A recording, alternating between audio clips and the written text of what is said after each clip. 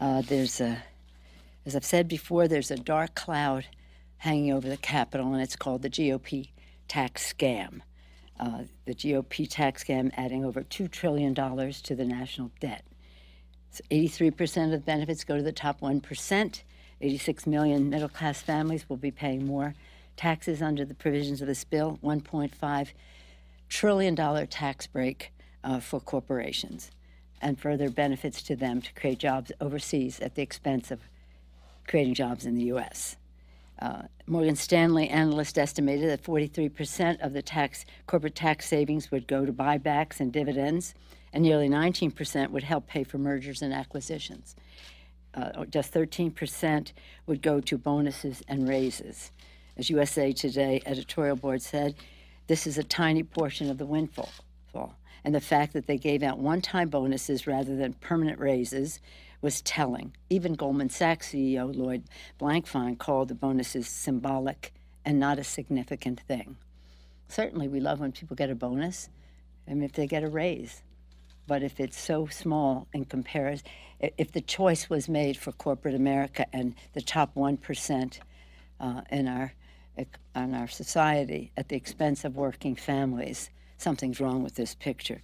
The GOP tax scam is padding the pockets of GOP donors, executives, and big corporations at the expense of everyone else.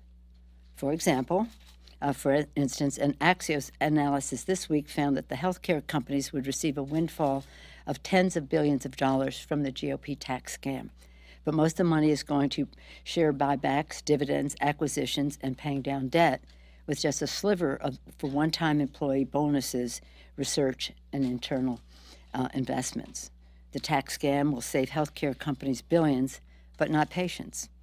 And as the Trump budget shows, after adding $2 trillion to the debt, Republicans plan $2 trillion worth of cuts to Medicare and Medicaid. Democrats will continue to expose the truth all over the country. We're having tax scam, the tax march folks have just been magnificent participants, just putting forth the facts. What does this mean to your state? In Arizona, in Texas, in Illinois, in Florida, in New York, in Massachusetts, in California. Did I say California more than once? It's a big state. The list goes on and on. We will speak out against the GOP's tax scam, massive giveaways to corporations and the wealthy, and the consequences for workers, seniors, and families. Democrats want real bipartisan reform. So people say to me, well, if you win, what would you do? And we said what we would do is what we've said the Republicans should do. We would have bipartisan, open hearings on how we go forward, what's the appropriate level of a corporate tax cut, how do we first and foremost empower financially the middle class, and make that permanent, not treat them as second-class people in our country, because we said for the corporations it's a permanent tax cut, for people it's not permanent. And again, it would be a unifying would be bipartisan, open and transparent, and unifying as we go forward to strengthen middle-class tax cuts, and to do so in a way that creates good-paying jobs, promotes growth, and reduces the deficit. This is quite a week. There's all kinds of things going on. As you know, yesterday was the first day of the elections. It's amazing. There had been early voting in Texas and some in Illinois, but yesterday was a primary election in Texas. And I bring that up because we face one of the greatest threats to our electoral system ever, and that's the Russian meddling in our elections. Yet the U.S. government is totally unprepared for the attacks that we know are coming.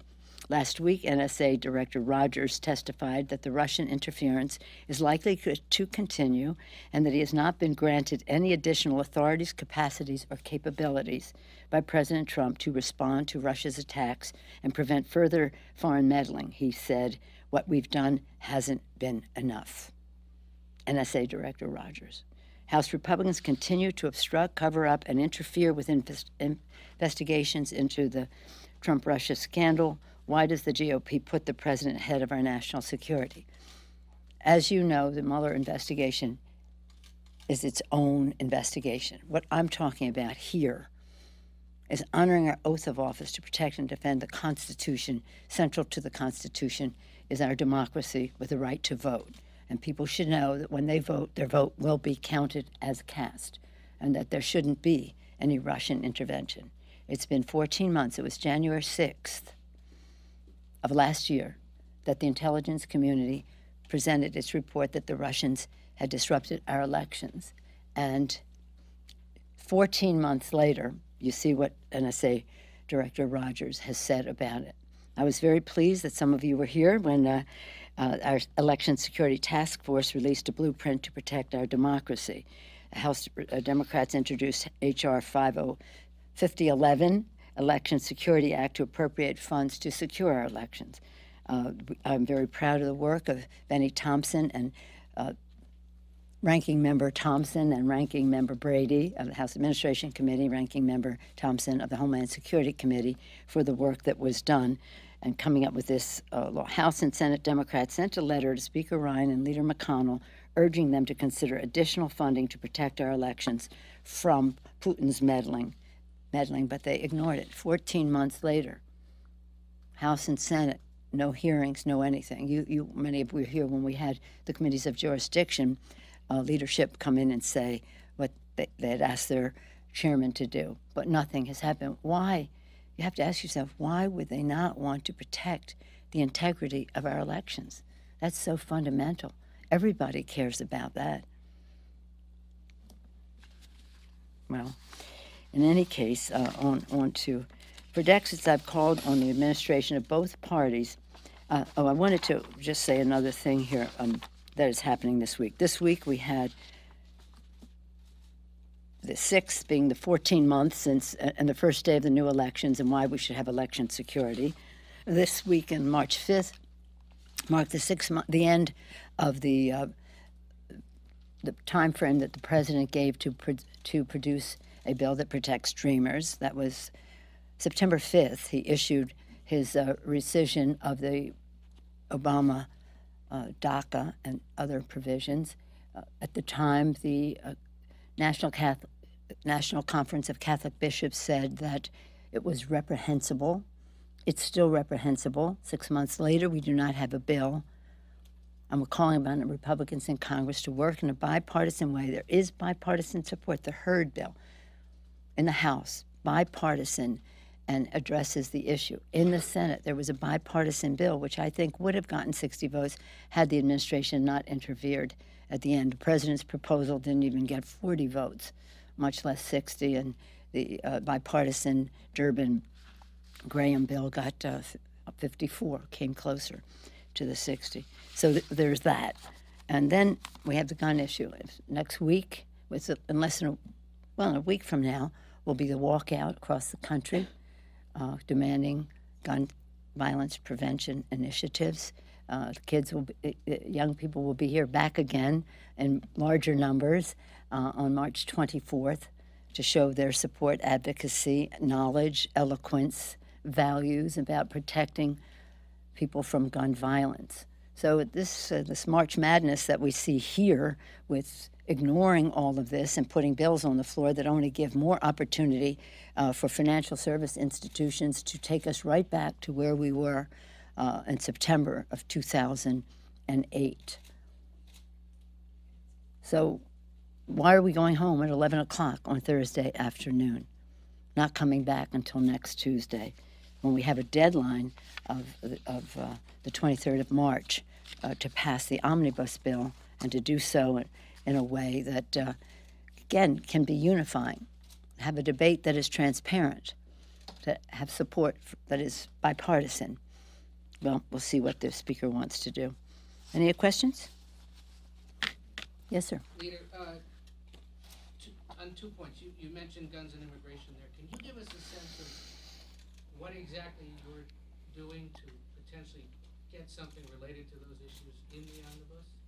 And then based on your years of briefings through the Intelligence Committee and as a member of the Big Four, or Big Eight, are you seeing right now examples of Russian interference in the midterm elections? Well, I can't speak to anything that I've seen as a member of the Gang of Four or Gang of Eight, as the case may, as the briefing may be.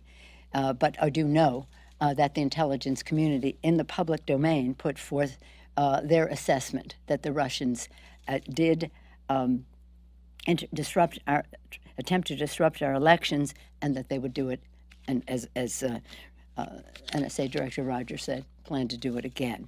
The that was like 3 questions.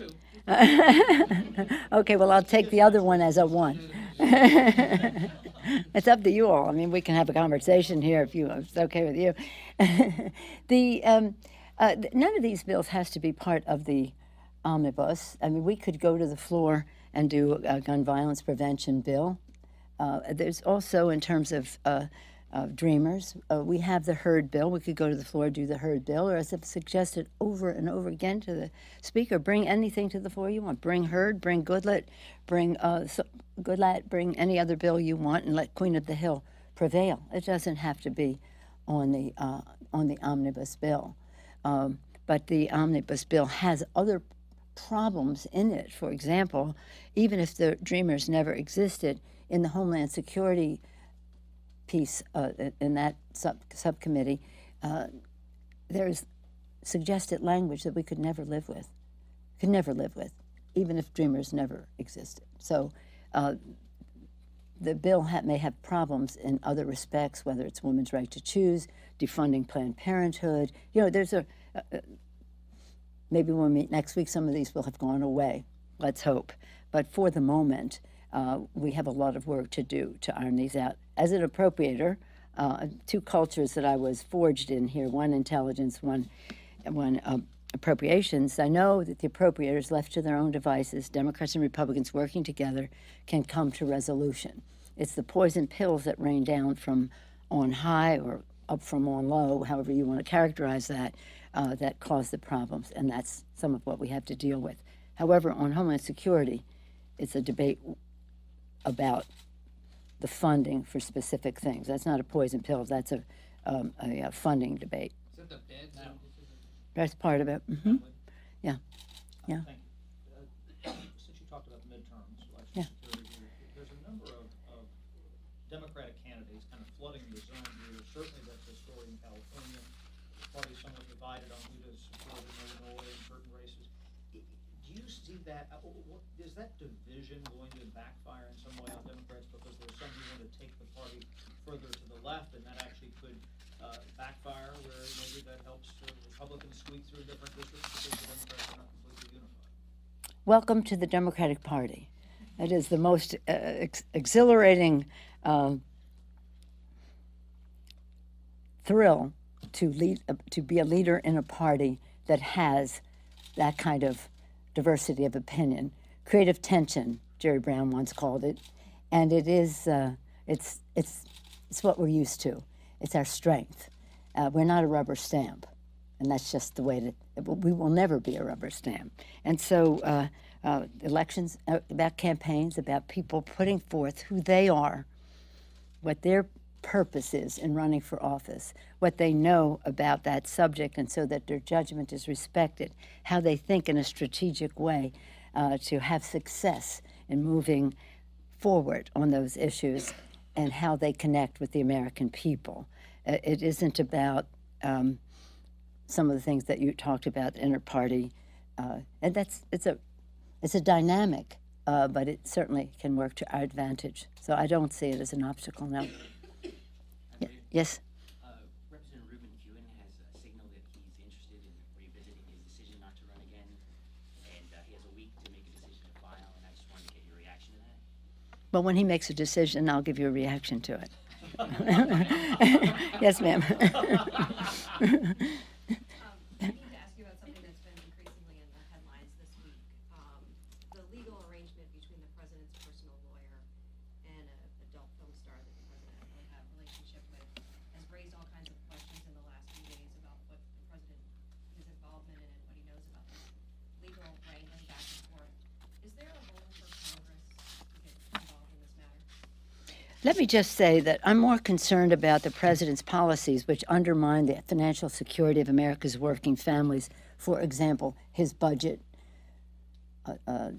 cutting Medicare, cutting Medicaid, cutting Social Security, disability benefits, cutting housing and urban development, cutting food stamps, cutting education. That's what Congress should get involved with, is to say, you're the President of the United States, you've put forth a budget that is not a statement of our national values about what is important to us as a nation. So I don't know that we necessarily have to get involved in any of that. You can be sure if any of that were happening with the Democrat, the Republicans would be very involved in it. But our time should be spent making the future better for the American people and creating good-paying jobs, reducing cost, whether it's prescription drug cost or any other cost that they have that we can impact, so that they have more confidence, consumer confidence, that they can make more than make ends meet. We should be talking about a budget and the rest that is about not survival, success, but transformation, that many more people see their place in the future with an economy that works for everyone and not be worried about whatever category you want to place the president's, the rumors about the president's personal life. Yes, sir. And then I'll come back to you. Madam Leader, do you see any significant differences between the banking reform bill the Senate's considering and the Dodd-Frank rewrite passed by the House last year? Well, let me just say this, and I'm going to spend some time on this, maybe even a magic minute, I don't know, but it shouldn't take that long. What the Republicans are doing to Dodd-Frank should be a cause for alarm for everyone across our country, because it affects people directly in terms of being a consumer and being a taxpayer and having protections in those categories. What I will tell my colleagues on the floor is how we got here where we were in 2008 in the first place, how Dodd-Frank was a remedy to that. A compromise in open hearing was a remedy to that. And now how the Republicans want to take us right back to where we were in 2008. So I think that what the good intentions of one bill or another for a narrow correction, which I may or may not agree with, but nonetheless narrow, that want to be exploded by the big banks, is so wrong. But the more the public knows about it, the better. And by the way, very consistent with this whole idea of we're here for the 1%, for corporate America, for Wall Street. We're not here for the American people, the consumer, the middle class. And this is an important debate for us to have. Again, some of these bills have everything we do, we say they're open to suggestion. Do you have a way to make this better, to address some of the concerns that have been expressed? We're always open to that. But to do so in a way that completely unravels Dodd-Frank is completely wrong.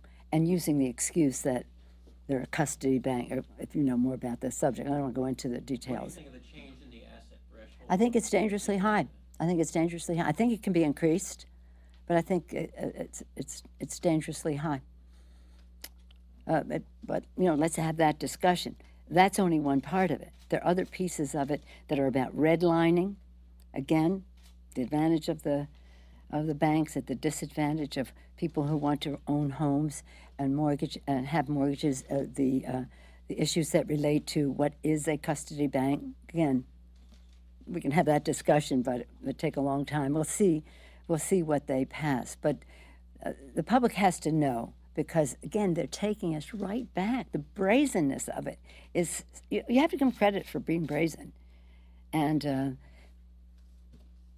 we'll just see how it goes. Because again, there's some features that you might say, how do we help community banks? How do we help raise that number? I think that number could be raised. I think it goes pretty high in that bill. But that isn't its only problem with me. You know, maybe that we could have a discussion of. Some of the other things are real deal breakers. Yes, ma'am. Last question. Leader Pelosi, you immediately called on Congressman Cleveland to resign when the first allegations came out against him. Do you still think he should resign? Let's see what he decides to do, okay? I didn't mean to be rude in my response, but I don't want to speculate on something that may or may not happen, okay? Thank you all very much. Thank you. Thank you.